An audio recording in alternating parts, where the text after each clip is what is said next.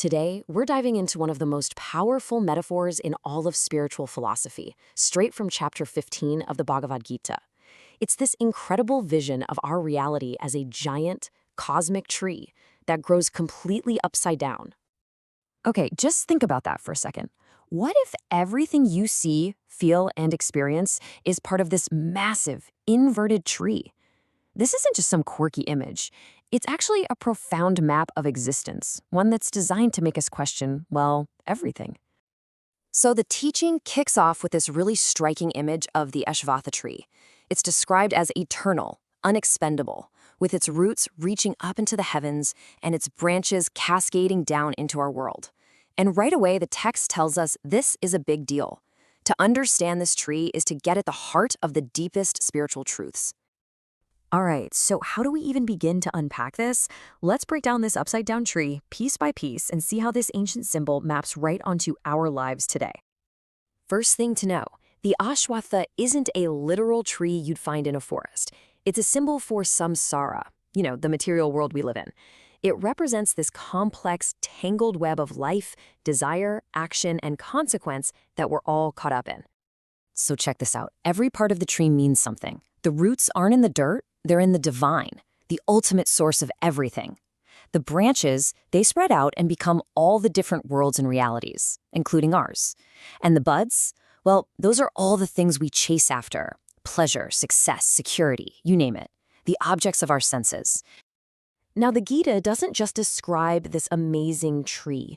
It also explains how we get totally and completely trapped in its branches, a lot of the time without even knowing it. And here's where we get ourselves into trouble. While the main roots are up in the divine, our own actions, our karma, start to sprout new secondary roots. And these are the ones that grow downwards, anchoring us deeper and deeper into this material world, creating attachments with every single choice we make. And this, right here, is the central dilemma. We are living inside this immense, eternal system, but from our limited perspective, we can't see it.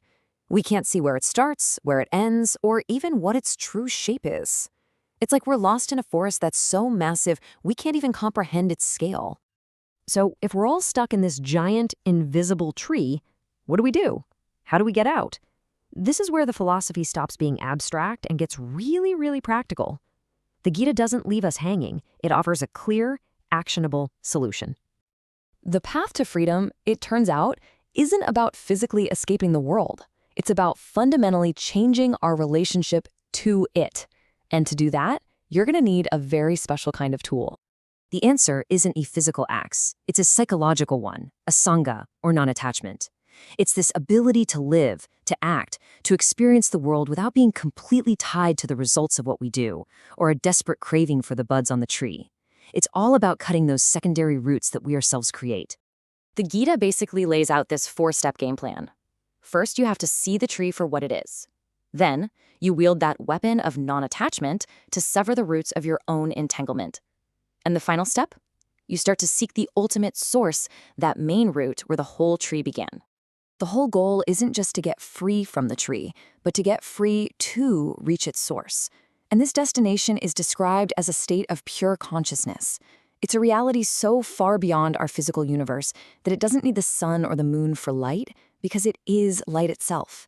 It's the place you go where you never have to come back to the cycle. Okay, so we've talked about the map, the tree, but who's the traveler on this journey? The focus now shifts from this huge cosmic tree to the individual soul that's making its way through it. Well, according to the Gita, your true self, the jiva, the soul, is an eternal, indestructible spark of that very same divine source at the tree's main root. And as it journeys through the material world, it picks up a toolkit, the 5 senses and the mind, which let it interact with all the branches of the tree. I mean, what a beautiful analogy, right? Just like the wind blows through a garden and carries the fragrance with it, the soul, when it moves from one life to the next, carries the essence of its experiences, its consciousness shaped by the mind and senses along with it. But here's the catch. You can't see this true eternal self with your physical eyes. It requires a whole different kind of vision, an inner vision, the eyes of knowledge. And those only open up through things like self-discipline, spiritual practice, and a real search for wisdom. And this brings us to the grand finale. The chapter zooms out one last time to give us the ultimate framework, putting the tree, the soul, and that divine source into their final cosmic context. So it all boils down to this three-part structure of reality.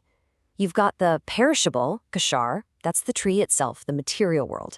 Then you've got the imperishable, Akshar, that's the individual soul traveling through it. But then there's a third, supreme reality that is beyond both of them. And that ultimate reality, the Purushottama, is the supreme being. It isn't just separate from the tree, it is the source that powers and sustains the entire system. It is the ultimate root of the upside-down tree, and the final destination we're all meant to seek. And the chapter wraps up with this powerful claim. This whole framework isn't just some interesting philosophy, it's called the most secret teaching. The idea is that truly understanding it, seeing the tree, knowing yourself as the soul, and seeking that supreme source is what leads to a real wisdom and a fulfilled life. So it kind of leaves us with one last question. Are you content just living among the branches, or are you ready to seek the root?